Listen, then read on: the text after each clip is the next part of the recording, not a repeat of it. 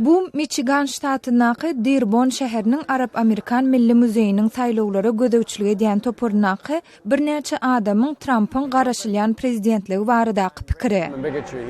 He's monetized it in fact in exchange for votes, and we see the results of which on TV, and it's a scary thought.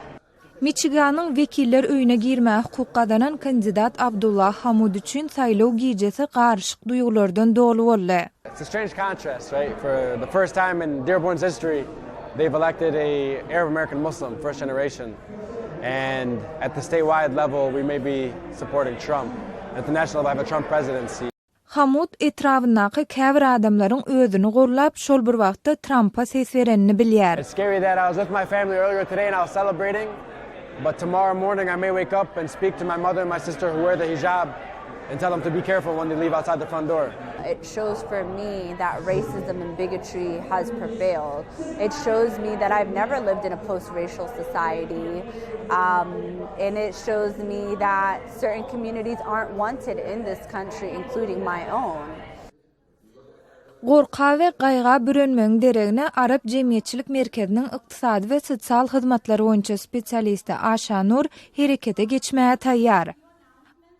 Get our message out there, show people who we are, show them that we're not going anywhere. This is our country just as much as it is anyone else's country. We contribute. We have always contributed to this country. Arab-Amerikan gazetiniň neşiriýatçysy Osama Siblani, Musulman amerikanlaryň köpüsiniň Hillary Clinton'y gorlap ses berendiklerine, emma olaryň onuň kandidaturasyndan hoşal bolmandygyny aýdýar.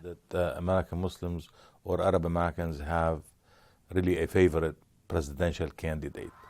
They probably are voting for Clinton just because they are against Donald Trump, not because they are convinced that Hillary Clinton is the best candidate that this country should have.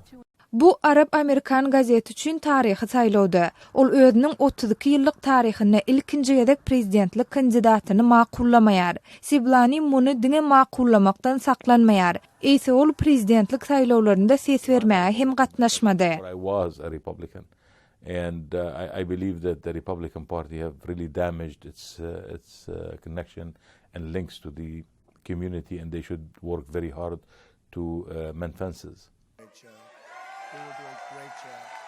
Bu yumuş Respublikanlaryň kontrolündaky wekiller öýü we senat bilen işleşjek Dondal Trampyň boynuna düşýär.